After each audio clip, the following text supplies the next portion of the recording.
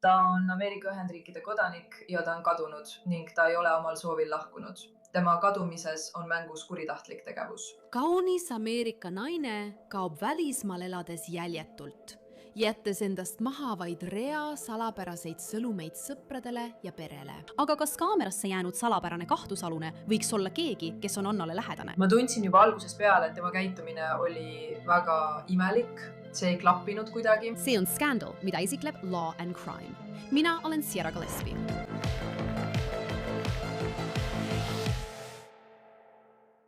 See on juhtum, mis on uurijaid aastaid segadusse ajanud. Kaunis ameeriklanna 40-aastane Anna Knežović kaob ootamatult, kui ta elab välismaal Madridis.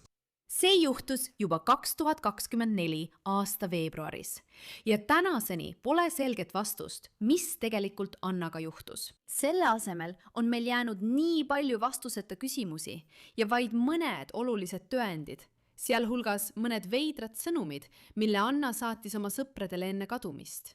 Salapärane kahtlusalune, kes jäi kaamerasse tema Hispaania korteripiirkonnas ning räpane armulugu, mis lõppes kalli lahutusega. Et mõista, kus see juhtum praegu on, peame alustama sellest, kuidas see algas. See on Anna Knežović. Ta on pärit Kolumbiast, kuid sai hiljem Ameerika kodanikuks. Ja see esimene osa on oluline ning tuleb hiljem uuesti teemaks. Ameerika Ühendriikides elas Anna koos oma abikaasa David Knežovićiga Fort Lauderdale'is, Floridas. Koos omasid nad IT-ettevõtet ja haldasid mitut puhkuseks välja üüritavat kinnisvaraobjekti. Föderaalvõimude sõnul oli nende pangakontol kindlasti miljoneid, kuid 2023 aasta lõpus ja 2024 aasta alguses muutus nende suhe tormiliseks. Anna kirjeldas seda kõike WhatsAppi häälmemos ühele oma sõbrale 24. jaanuaril 2024. Anna ütles, tsiteerin, ma otsisin terapeuti, baariteraapiat, tegin kõike seda samal ajal, kui tema tegutses minu selja taga. Ta käitus minuga väga halvasti. Isegi seksis oli ta äärmiselt agressiivne. Ma mõtlen halb. Ta kohtles mind väga halvasti, väga räigelt, kõige hullemal võimalikul viisil. Ta ütles mulle, et nimetas mind üheks räigeks nimeks. Ta nimetas mind kõik võimalike nimedega, mida sa suudad ette kujutada. Ta landas mind täielikult ja ütles, et ei taha enam minuga koos olla. Anna kadumise ajal olid Anna ja David väidetavalt võõrdunud ja arutasid lahutust. Ta lahkus isegi Fort Lauderdale'ist ja rentis endale korteri Madridis, Hispaanias, kuna nad olid lahus. Siin on Anna sõbranna Sana Ramo. Ta elas läbi abikaasast lahkuminekut ja nad olid sellest rääkinud juba mõnda aega, tead küll, aeg-ajalt. See algas juba eelmisel aastal. Nii et ta tead küll armastab Euroopat. Tal on Kolumbia taust. Ta on pärit Kolumbiast, nii et tal on hispaaniakeelne taust. Ja ta oli varem Madridis käinud. Tema abikaasa on pärit Serbiast. Ma usun, et nende abielu ajal reisisid nad Euroopas ringi ja talle väga meeldis Hispaanias olla. Nii et kui ta elas läbi lahkuminekut oma abikaasast, ta soovis mõneks ajaks Floridast lahkuda ja lihtsalt aega veeta Madridis ja Euroopas. Ta on väga armas, ta on siiras, ta on lahke ja ma märkan seda. Nagu ma ütlesin, siis esimesel kohtumisel tundsin ma kohe tema energiat. Ta on väga lahke, hooliv, siiras ja seiklushimuline inimene. Nii et meil tekkis kohe klapp. Sana ja Anna suhe liitses kohe algusest peale. Nii palju, et nad tegid plaane kohtuda juba 2024 aasta veebruari alguses. Olin plaaninud minna talle Madridi külla 8. veebruaril ja siis juhtus see traagiline sündmus 2. veebruaril. Sana ütleb, et ta rääkis Annaga 2. veebruaril ja kõik tundus olevat normaalne. Aga järgmisel päeval sai ta Annalt kummalise sõnumi ja sama sai ka Anna vend Felipe. Anna emakeel on hispaania keel. Nii et sõnum tema vennale oli hispaania keeles. Ja muide, ma olen Felipega mitu korda rääkinud. Ta ei tahtnud kunagi kaamera ees olla, kuid meie sõnumivahetuses ütles Felipe mulle, et ta sai kohe aru, et see sõnum tundus imelik. Peaaegu nagu oleks keegi, kes rääkis teist keelt, pannud selle sõnumi Google Translate'i või palunud kellelgi teisel selle kirjutada. Nüüd, Sana sõnum oli aga inglise keeles. Ja kuigi see on grammatiliselt korrektne, ei tundu sõnum ise olevat Annale omane. Sõnumis on kirjas, tsiteerin, ma kohtasin kedagi imelist. Pall on suvemaja umbes 2 tunni kaugusel Madridist. Me läheme sinna praegu ja ma veedan seal paar päeva. Levi on kehv. Ma helistan sulle, kui tagasi tulen. järgmises sõnumis on kirjas, tsiteerin. Eile pärast teraapiat vajasin ma jalutuskäiku ja ta tuli mulle tänaval ligi. Hämmastav side, nagu mul pole kunagi varem olnud. Ta ei tee selliseid asju. See oli sõnastatud väga erinevalt sellest, kuidas tema kirjutab. Aga veelgi enam, ta ei kohtuks mehega tänaval ja ei ütleks siis, et ta läheb mõneks päevaks ära. See lihtsalt ei ole Anna moodi. See ei ole kindlasti minu sõbranna. Teiseks, logistiliselt ei olnud sellel isegi mõtet, sest tal oli plaanid minna esmaspäeva varahommikul Barcelonasse. Nii ta ei lahkuks Madridist laupäeva pärastlõunal ega ütleks, et on mitu päeva ära, kui tal on juba plaan minna esmaspäeva hommikul Barcelonasse. See lihtsalt ei olnud loogiline. Kõik need asjad panid meid kohe muretsema. Sana helistas politseisse ja suundus Madridi. Kuid kui esmareageerijad Anna korterisse sisenesid, ei paistnud midagi olevat valesti. Alguses sai Sana teada vaid seda, et viimati nähti Annat 2. veebruaril 2024 kell 13:42. Teda nähti oma korterisse sisenemas. Ja lühikest aega oli see ainus vihje, mis uurijatel oli, välja arvatud Anna võõrdunud abikaasa David Knetsovitši kontakteerimine. Nii et ma võtsin temaga ühendust selle pühapäeva õhtul ja ma mäletan, et proovisin talle helistada väga-väga mitu korda, enne kui lõpuks temaga ühendust sain. Ja ta ütles mulle tol hetkel, et ta oli Fort Lauderdale'is. Ja ma rääkisin temaga ning me arutasime, mis Annaga juhtus. Ta väitis tol hetkel, et tal polnud aimugi, et ta oli kadunud. Ma arutasin temaga, et mul on ikka plaanis Madridi minna, sest see reis oli mul 8. planeeritud. Nii et mõtlesin, et ma lähen Madridi ja teen kõik, mis võimalik, et teada saada, mis toimub ja aidata nii palju, kui saan. Ma arvan, et sa peaksid minuga kohtuma. Kas sa tuleb minuga kohtuma? Ma otsisin isegi välja lennu Miami lennujaamast päev enne minu Madridi minekut ja soovitasin tal selle lennu võtta, millega ta ka nõustus. Nii et ma lendasin edasi ja sõitsin 8. kuupäeval Madridi. Ja terve selle päeva proovisin ma temaga ühendust saada. Sain temaga ühendust alles väga hilja sel päeval. Ja siis ütles ta mulle, et ta oli hoopis Serbiasse läinud. Sel ajal ütles David Sanale, et ta on Fort Lauderdale'is, Floridas. Kuid hilisemate FBI raportite kohaselt see ei vastanud tõele. Süüdistatav valetas, et viibis Fort Lauderdale'is ohvri kadumise ajal. Pärast ohvri kadumist ütles süüdistatav mitmele inimesele, sealhulgas ohvri vennale, ühele ohvri lähedasele sõbrale ja ühele töötajale, et ta oli Fort Lauderdale'is, kuigi tegelikult viibis ta Serbias. FBI Metal lendas David 2024 aasta jaanuari lõpus Türgi kaudu Serbiasse. Nii et kui ta rääkis Sanaga ja väitis, et viibib päikeselises Floridas, oli ta tegelikult Euroopas. Ja see polnud ainus probleem, mille uurijad peagi avastasid. Turvakaamerate salvestisi kontrollides avastasid uurijad, et 2. veebruaril kell 21:27 jäi kaamerasse salapärane kahtlusalune. Videos on näha meest, kellel on kiiver peas ja suu kaetud, sisenemas hoonesse. Ta värvib turvakaamera objektiivis spreivärviga üle, et seda varjata, kuid me näeme temast siiski head pilti.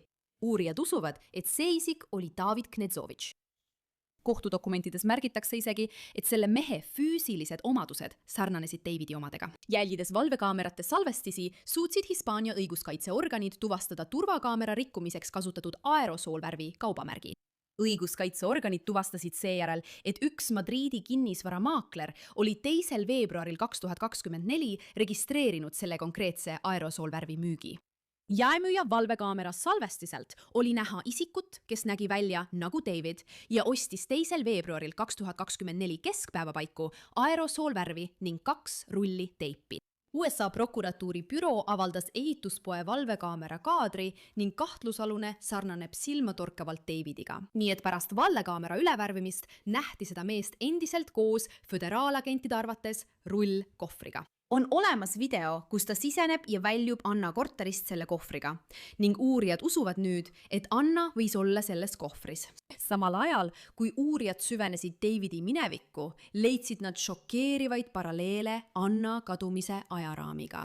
3. veebruaril 2023, samal päeval, kui Anna saatis oma vennale ja Sanale selle kummalise sõnumi, et ta kohtus tänaval kellegagi ja jooksis temaga minema, saatis ka David mõned veidrad sõnumid.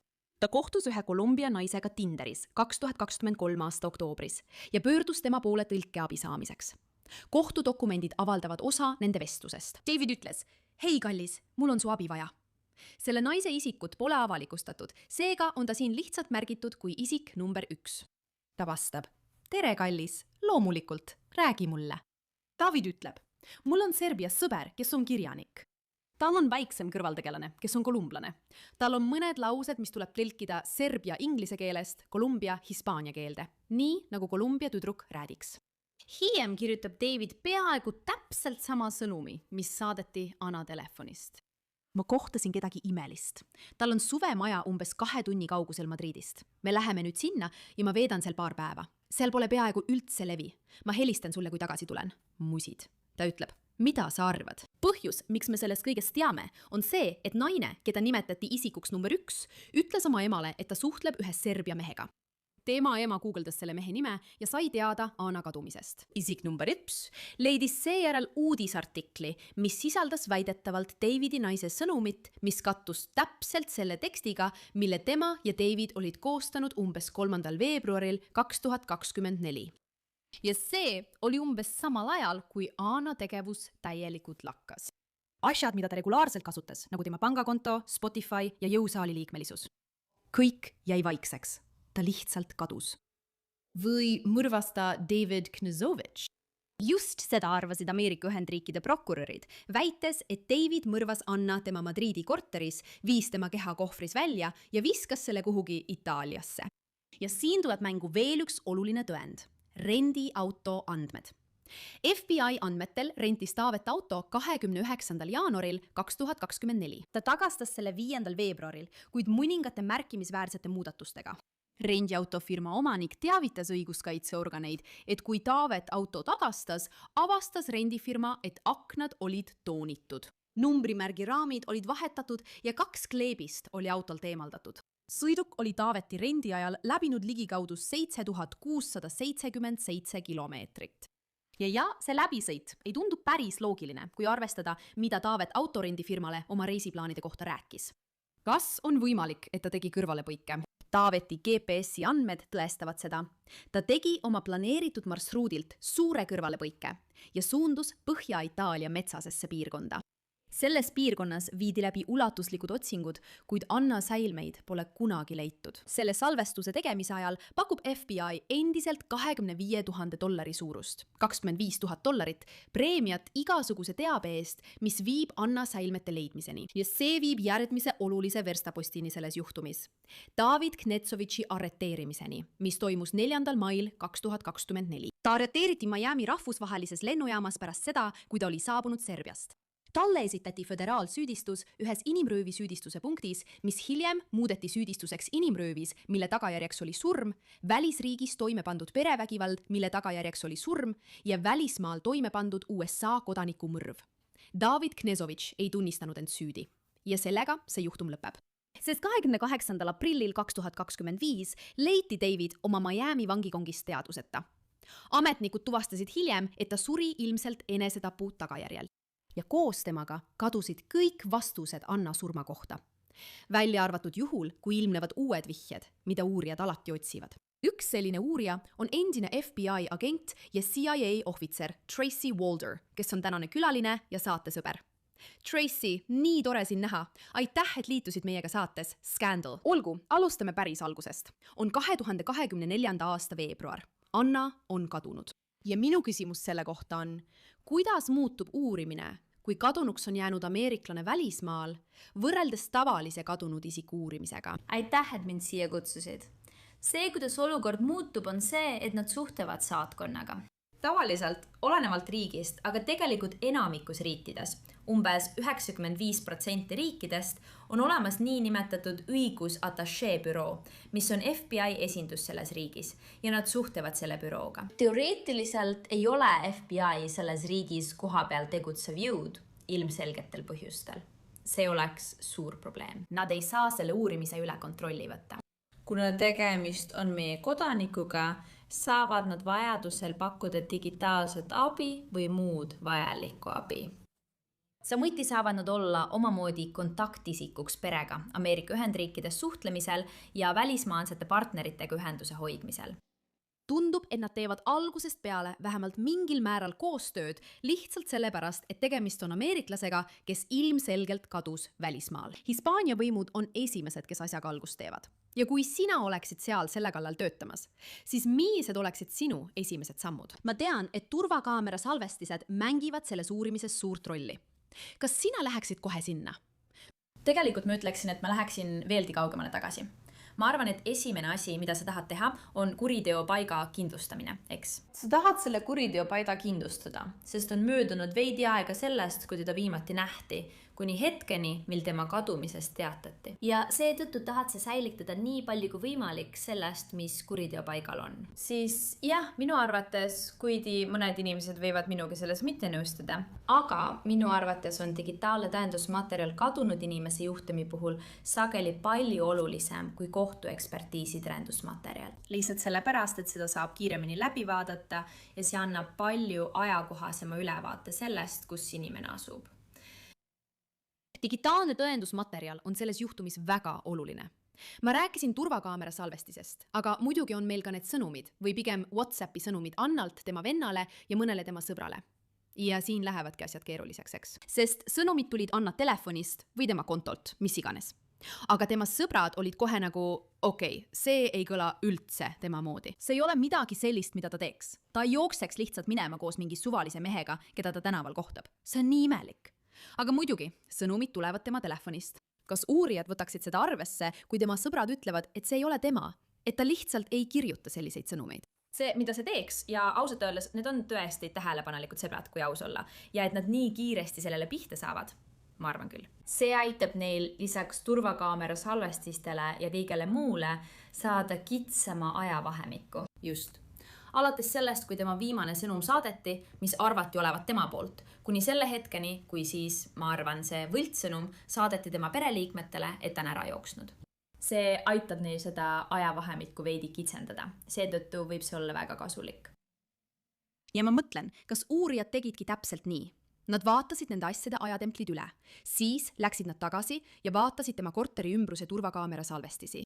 Ja just sealt saamegi esimese kahtlusaluse, inimese, kes on sellega seotud. Me näeme üht inimest ja need pildid on selleks ajaks juba laialdaselt levinud, kus inimene värvib kaamera objektiivi spreivärviga üle, et see katta. Tal on kiiver ja nägu on kaetud. Aga uurijad ütlevad, et see inimene meenutab väga David Knetsovitšit. Ja lõpuks, tead küll, seda nad ka väidavad, kui nad talle süüdistuse esitavad. Ma lähen natuke ette. Aga mis sa sellest arvad? See, et kohe alguses tundub, et inimene, keda selles piirkonnas nähakse midagi kummalist spreivärviga tegemas, meenutab väga tema võõrdunud abikaasat. Ma arvan, et on ilmselgelt muljetavaldav, et nad suutsid sellele nii kiiresti jälile jõuda, eriti veel võõras riigiseks. Teadaolevalt ei elanud ta temaga seal koos. See oligi osaliselt põhjus, miks ta sinna üldse läks. Ja see, et nad suutsid sellele nii kiiresti jälile jõuda lihtsalt tema kehaehitust vaadates, ausalt öeldes, sest nagu sa mainisid, tema nägu oli kaetud. Ja ka see, et ta kattis selle üle aerosoolvärviga, näitab minu arvates tõesti, kui ettekavatsetud see kõik oli. Enamik meist ei jookse ringi aerosoolvärvi purkidega, otsides turvakaameraid, mida värvida. Minu jaoks viitab see ka selgelt süüteadlikkusele. Kui sa tead, et kavatsed midagi vaesti teha, siis sa üritad kaamerat kinni katta, et inimesed ei saaks sind tuvastada ega näeks sind seda väidetavat kuritegu toime panemas, mida uurijate sõnul siin juhtuski. Ma mõtlen, me ei tea täpselt kõiki üksikasju, aga hiljem nähakse sarnasel kaameravideol inimest, keda arvatakse olevat David Knetsovitš, kellel näib olevat kohver. Ja ma mõtlen, see, mis majas sees juhtus, on ilmselt vaid spekulatsioon. Aga teie kogemuse põhjal, mida te arvate või oletate, mis Anna korteris juhtus? Ma mõtlen, nad otsivad ju märke võitlusest, eks. Iga õiguskaitseametnik tahab teada, kas see inimene lahkus omal vabal tahtel või viidi ta vastu tema tahtmist. Ja just seda nad tegelikult püüavadki kindlaks teha. Ma usun, et kuna vähemalt minu teada ei paista olevat väga palju kohtuekspertiisi tõendeid.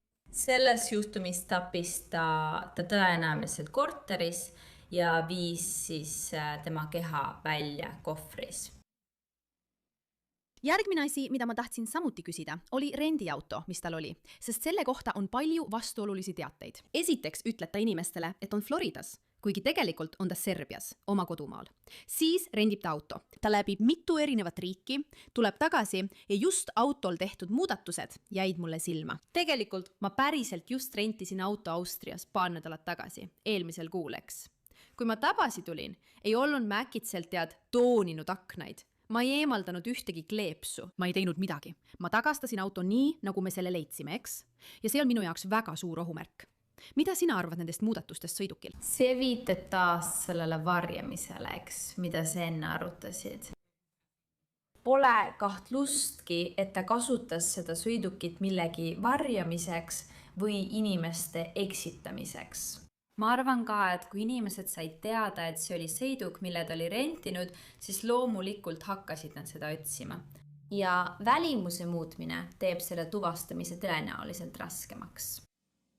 Ja ometi suutsid uurijad seostada David Knetsovitši selle sõidukiga, millest me enne salvestamise alustamist rääkisime. Läbis mitu erinevat riiki, üsna keerulist teed pidi, Madridist tagasi Serbiasse, mitme erineva riigi kaudu. Ja ma tean, et uurijad otsisid Põhja-Itaalias. Ma tean, et nad otsisid ka teistes piirkondades, aga ma mõtlen, ja see on kohutav mõelda. Aga kui tõenäoline on tegelikult Anna leidmine? Sest kui sa vaatad Euroopat, ma mõtlen, erinevad riigid, isegi Ameerikas erinevad osariigid, see on keeruline, kui pead minema üle rahvusvaheliste piiride. Ja kus see võiks olla? Ja kõik see ma mõtlen, mis sa sellest kõigest arvad?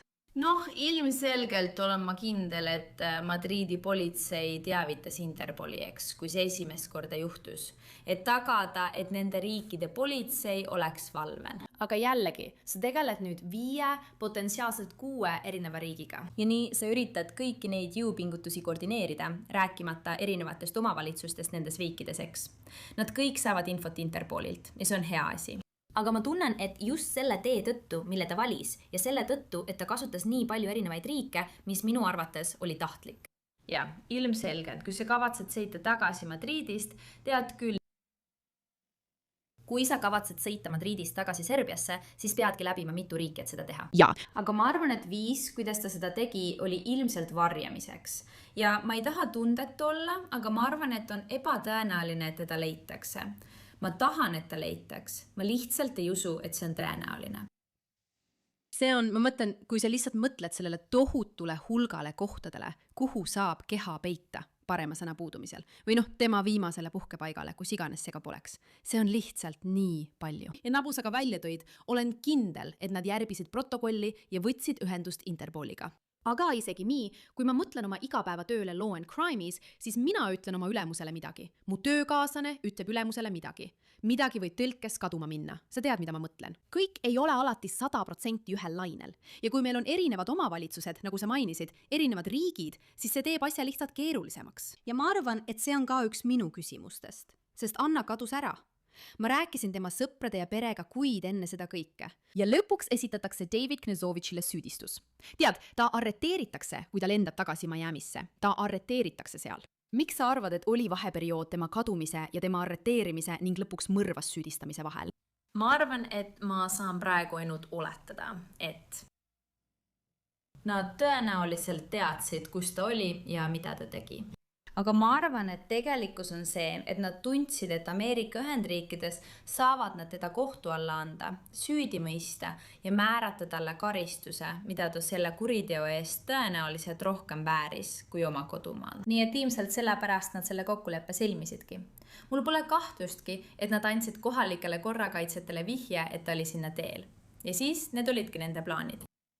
Ma mõtlen, jah, kui ta arreteeritakse lennujaamas kohe pärast maandumist, siis on üsna loogiline, et inimesed arutasid ja rääkisid sellest kõigest. Ja David on siin. Me kavatseme ta arreteerida. Siiski oli see pere jaoks võit. Ma mäletan, et rääkisin tol ajal nendega ja tema sõbraga ning nad olid nagu, okei, suurepärane, lõpuks ometi näeme mingisugust õiglust. Kuid see kõik puruneb justkui hetkega, kui David leitakse oma kongist surnuna. See oli kõigile tohutu šokk. Lõpuks kuulutatakse see enesetapuks. ja ma arvan, et ma tahaksin teada, see on küll spekulatsioon või arvamuse küsimus, aga ma tahtsin sinult küsida, Tracy, mida sina arvad sellest, et ta tegi enesetapu? Kas sa arvad, et see on tunnistus sellest, et ta tõesti pani selle mõrva toime? Kuula, see on lihtsalt minu isiklik arvamus, aga minu meelest jah. Ma arvan, et kui ta poleks seda teinud, oleks ta ilmselt jäänud võiklema. Ausalt öeldes mind üllatas isegi see, et ta üldse Ameerika Ühendriikidesse tagasi tuli. Sest ma arvan, et see näitab, kui hooletu ta ilmselt oli. Ta pidi teadma ja ta teadis, et inimesed otsivad teda. Seega on tõsiasi, et ta tagasi tuli, ausalt öeldes minu jaoks üllatav. Ma arvan, et ta ilmselt arvas, et teda ei pruugita tabada. Sest tegelikult, kui ta oleks arvanud, et tabatakse, siis miks mitte lihtsalt eemale jääda? Ja ma arvan, et see oli tema viis süüd tunnistada. Argpükslik viis, ilmselgelt. Sul on õigus. Ma arvan, et on huvitav, et ta tuli tagasi Ameerika Ühendriikidesse, sest ma lihtsalt mäletan, kuidas ma siin Law and Crime'is töötades juhtumi ajajoont tagasi vaatasin. Ma tegin mitu lugu enne, kui David arreteeriti. Näiteks, kus on Anna? Siin on viimane uuendus ja nii edasi ja nii edasi. Nii et kui ta tõesti otsis teda ja otsis tema nime ja mida iganes, siis ta oleks teadnud, et paljud inimesed kahtlustasid ka teda. Väga huvitav, et ta tuli koju. Ja ma mõtlen ka, kas kõik selle juhtumi vastused surid koos Davidiga. Ma mõtlen, meil ei ole, ta ju ilmselgelt ei tunnistanud end süüdi. Tegelikult ei olnud kunagi. Ei olnud kunagi kohtuprotsessi. Ei olnud kunagi süüdimõistmist. Ei olnud mitte midagi. Aga tema oli see, kes föderaalprokuröride sõnul selle teo toime pani. Tema oli see, kes tegi kõik selle ära. Kas see tähendab siis, et kõik selle juhtumi vastused surevad koos temaga? Ma ei taha öelda, et kõik on kadunud, eks. Alati võib olla mingi digitaalne tõend, võib olla mõni kohtuekspertiisi tõend, aga ma ütleksin, et suur osa sellest siiski kadus. Eriti, kuna see hõlmab nii paljusid erinevaid riike. Sul on siin ka ajaraam, millega sa töötad. See kõik ei juhtunud lihtsalt üleöö. Ja nii oli tal aega potentsiaalselt sõnumeid kustutada. Tal oli aega.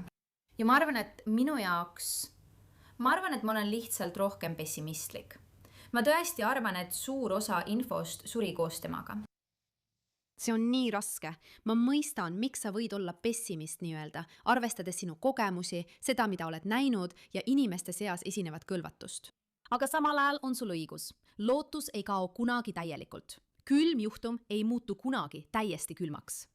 Ja ma mõtlen, millega uurijad praegu tegelevad. Ma mõtlen, praegusel hetkel usume, et Anna on surnud või mõrvatud. Me ei tea, kus ta on. Kas sinu arvates on uurimine ikka veel aktiivne? Mis sa arvad, mis seis praegu on? Minu arvates on see ikka veel aktiivne. Ma ei usu, et nad selle niisama sulgevad, vähemalt ilma perekonda teavitamata. Ma arvan, et praegu keskenduvad nad tõenäoliselt just geograafilisele asukohale või sõiduki GPS-süsteemidele. Ja tema telefonis, et näha, kas nad suudavad asukoha täpselt kindlaks teha. Sest ma arvan, et üks asi, mida nad tõenäoliselt tahavad teha, on ta üles leida, kui see võimalik on. Ja ma arvan, et see on midagi, mida nad tõenäoliselt otsivad.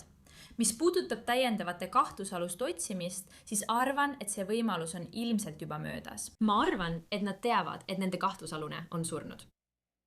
On nii raske, et meil on nii palju küsimusi, millele pole vastuseid. Ja nagu ma ütlesin, olen rääkinud tema sõprade ja perega ning nad tahavad lihtsalt õiglust. Nad tahavad lihtsalt vastuseid. Ja sinu öeldu peale loodan ma, et uurijad suudavad Anna üles leida, et ta jõuaks tagasi oma pere juurde ja saaks väärikalt viimsele puhkepaigale sängitatud.